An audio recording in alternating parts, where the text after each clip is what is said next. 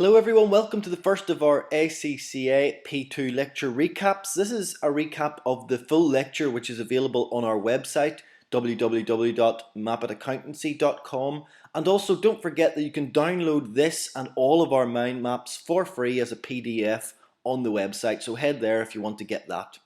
This is a recap of our lecture on IAS 27. Remember, this really helps because when we go into the workings on consolidation, this is where they come from. So this tells you what's required under the standard, and that makes more sense whenever you're doing your workings. You'll be able to think, yes, IAS 27 says that I need to do this. So the first thing that we said is what's covered by this standard. Well, why is it needed? So it tells us why it's needed, and it's needed to enhance the relevance, reliability, and comparability of our group accounts. So that's why we have this standard. It also tells us when we need to consolidate. So when should we have a subsidiary? When do we need to bring them in? Also tells us how to deal with the change in the level of ownership. So say you've bought shares or you've sold shares. What is the correct treatment in those cases?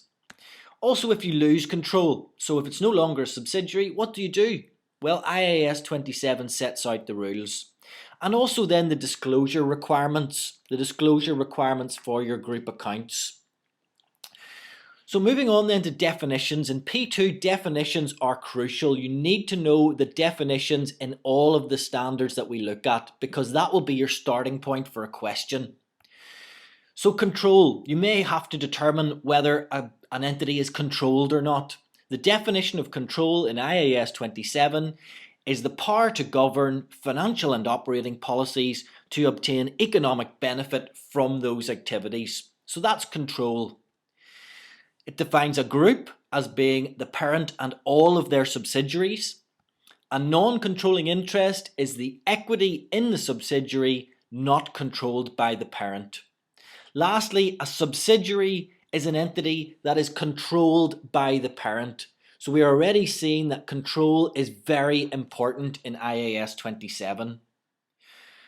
So when do we consolidate? As I've just said, it's all about control. When do we acquire control of the subsidiary? And what is control? So control is going to be half of the voting rights. So owning half of the shares, having half of the voting rights, that's control. But not only that, you may not have half the voting rights, but you have, say, the power to govern policies. If you have the power to govern policies, that's control. If you have the power to appoint or remove a board majority, again, that's control, even if you don't have half the voting rights. Or if you have a majority of the board votes, again, that's control, even though you don't have half of the voting rights. If you own some convertible debt, well, you'll have to look at the management intention. What do they intend to do with that convertible debt? And the ability of them to convert. Can they actually convert that? If the subsidiary or the potential subsidiary is a different entity or in a different industry, there's no exemption from consolidation. You still have to consolidate them. There's no need to consolidate if the parent is a wholly owned subsidiary or if they're not listed. So if they're a wholly owned subsidiary or they're not a listed company, no need to consolidate. So IAS 27 sets out the procedure we need to undertake when we're consolidating. So we need to combine the financial statements. So that's what we're doing. They're adding them up like our guy there, combining the financial statements line by line. So that means we're adding together our assets, our liabilities, our income, and our expenses. So broadly speaking, that's what we'll be doing throughout the consolidation procedure. The purpose is to present the two sets of accounts as a single entity or more than two sets of accounts. What we need to do is eliminate the investment in the subsidiary in the parent's singular accounts, and then just use the parent's equity when we're looking at the equity of the group. So the parent's equity is included only. When it comes to non-controlling interests, we need to remember that they get a share of the profit or loss each year. So also they will have a share of the assets and liabilities on the statement of financial position. So that will be our non-controlling interest at acquisition, plus the non-controlling interest share of profit since acquisition, and this is all shown in equity. And that's where you will see it when we go through the questions. So when you're going through the questions, you're calculating your non-controlling interest, you should be thinking, yes, IAS 27 says that it's the non-controlling interest at acquisition plus their share of the profit since then, and that needs to be shown in equity.